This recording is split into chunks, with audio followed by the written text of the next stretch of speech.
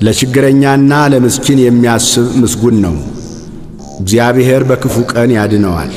እግዚአብሔር ይጠብቀዋል፣ ሕያውም ያደርገዋል፣ በምድር ላይም ያስመሰግነዋል፣ በጠላቶቹም እጅ አያሳልፈውም።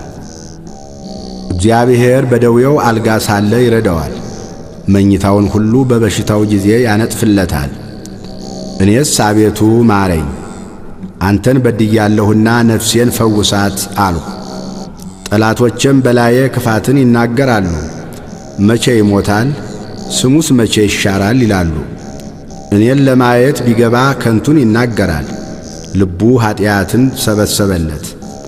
ወደ ሜዳ ይወጣል ይናገራልም። በላዬ በመተባበር ጠላቶቼ ሁሉ ይሾካሾኩብኛል። በእኔ ላይም ክፋትን ያስባሉ። ክፉ ነገር መጣበት፣ ተኝቶአል፣ ከእንግዲህ ወዲህ አይነሳም ይላሉ። ደግሞ የሰላሜ ሰው የታመንሁበት እንጀራዬን የበላ በእኔ ላይ ተረከዙን አነሣ። አንተ ግን አቤቱ ማረኝ፣ እመልስላቸውም ዘንድ አስነሣኝ።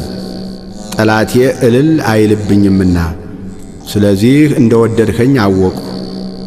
እኔን ግን ስለ ቅንነቴ ተቀበልኸኝ፣ በፊትህም ለዘላለም አጸናኸኝ።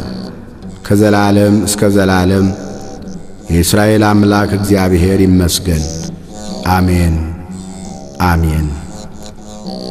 ስብሃት ለአብ ወወልድ ወመንፈስ ቅዱስ ለዓለም ወለዓለመ